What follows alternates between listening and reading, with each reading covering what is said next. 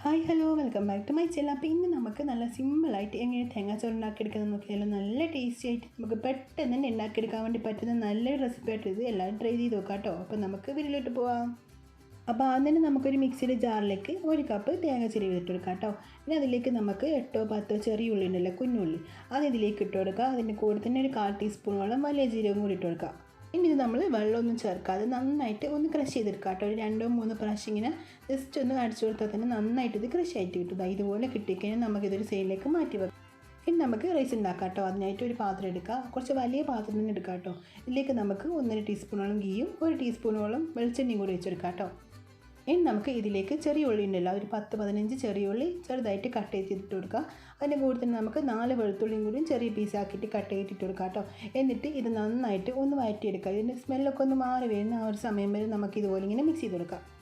ഇതിപ്പോൾ ഇതിൻ്റെ കളറൊക്കെ ഒന്ന് മാറി സ്മെല്ലൊക്കെ മാറി വന്നിട്ടുണ്ട്. ഈ ഒരു സമയത്ത് നമുക്കൊരു 1/4 ടീസ്പൂണോളം വലിയ ജീരകം ഇട്ട് കൊടുക്കാം കേട്ടോ. എന്നിട്ട് ഒന്നും കൂടി നന്നായിട്ട് ഒന്ന് മിക്സ് ചെയ്ത് കൊടുക്കുക. ഇനി നമുക്ക് ഇതിലേക്ക് 1 കപ്പ് വെള്ളം വെച്ച് കൊടുക്കാം ആദ്യം തന്നെ. അതിനുശേഷം നമുക്കിതിലേക്ക് തേങ്ങാപ്പാൽ വെച്ച് കൊടുക്കാം. അപ്പോൾ ഞാനിപ്പോൾ ഇതിലേക്ക് റൈസ് ഉണ്ടാക്കാൻ വേണ്ടി എടുത്തിട്ടുള്ളത് 2 കപ്പ് റൈസാണ് കേട്ടോ. നമ്മൾ സാധാരണ പൊന്നിയരി ഉണ്ടല്ലോ, നമ്മൾ സാധാ ചോറൊക്കെ വെക്കുന്നത് ആ റൈസാട്ടോ എടുത്തിട്ടുള്ളത്. അപ്പോൾ അതിനായിട്ട് ഞാനിപ്പോൾ ഇതിലേക്ക് 6 കപ്പ് തേങ്ങാപ്പാൽ വെച്ച് കൊടുത്തിട്ടുണ്ട്. ഒരു വലിയ തേങ്ങയുടെ പാലാട്ടോ. ഇതിലേക്ക് നമുക്ക് ആവശ്യത്തിനുള്ള ഉപ്പും കൂടി ഇട്ട് കൊടുത്തിട്ട് നന്നായിട്ട് ഒന്ന് മിക്സ് ചെയ്ത് കൊടുക്കാം. ഇനി ഈ തേങ്ങാപ്പാൽ ഒന്ന് നന്നായിട്ടൊന്ന് ചൂടായി വന്നാൽ നമുക്കിതിലേക്ക് കഴുകി വെച്ചിട്ടുള്ള റൈസ് ഇട്ട് കൊടുക്കാം കേട്ടോ.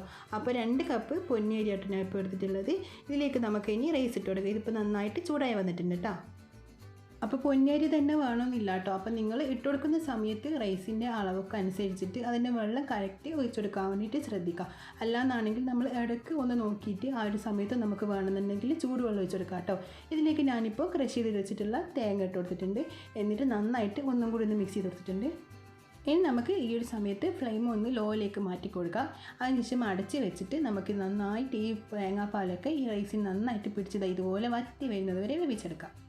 അപ്പോൾ ഇടയ്ക്ക് ഒന്ന് നോക്കിയിട്ട് നമുക്ക് വേണമെന്നുണ്ടെങ്കിൽ ഒന്ന് ഇളക്കി കൊടുക്കാം കേട്ടോ. ആ ഒരു സമയത്ത് തന്നെ ഇതിൻ്റെ റൈസിൻ്റെ വെള്ളമൊക്കെ നമുക്ക് കറക്റ്റ് ആണോ എന്നെല്ലാം നോക്കിയിട്ട് വേണമെന്നുണ്ടെങ്കിൽ കുറച്ച് ചൂടുവെള്ളമൊക്കെ വെച്ച് കൊടുക്കാം. ഇപ്പോൾ ഇത് നമ്മൾ നല്ല ടേസ്റ്റി ആയിട്ടുള്ള സിമ്പിളായിട്ട് ഉണ്ടാക്കിയെടുക്കാൻ വേണ്ടി പറ്റുന്ന നല്ലൊരു തേങ്ങാച്ചോറ് റെഡി ആയിട്ടുണ്ട് കേട്ടോ. ഇനി നമുക്ക് ഫ്ലെയിം അങ്ങ് ഓഫ് ചെയ്ത് കൊടുക്കാം കേട്ടോ. അപ്പോൾ നെയ്ച്ചോറും ബിരിയാണിയൊക്കെ നമുക്ക് കഴിച്ചിട്ട് മടുപ്പ് വരുന്ന ആ ഒരു സമയത്ത് ഇതുപോലെ ഒന്ന് ട്രൈ ചെയ്ത് നോക്കാം കേട്ടോ. നല്ല ടേസ്റ്റി ആയിട്ടുള്ള നല്ലൊരു റെസിപ്പിയാണ്. അപ്പോൾ നമ്മൾ ബീഫ് വരട്ടിയൊക്കെ കൂടി ഇത് കഴിക്കാൻ വേണ്ടി സൂപ്പറായിരിക്കും കേട്ടോ. കുട്ടികൾക്ക് ഒരുപാട് ഇഷ്ടപ്പെടുന്ന നല്ലൊരു റൈസ്. അപ്പോൾ എല്ലാം ട്രൈ ചെയ്ത് നോക്കുക. ഇഷ്ടമായി ലൈക്ക് ചെയ്യാനും സബ്സ്ക്രൈബ് ചെയ്യാനും ഷെയർ ചെയ്യാനും കമൻറ്റ് ചെയ്യാനും മറക്കല്ലേ. അപ്പോൾ നമുക്ക് മറ്റൊരു പിന്നെ കാണാം. Bye, thank U.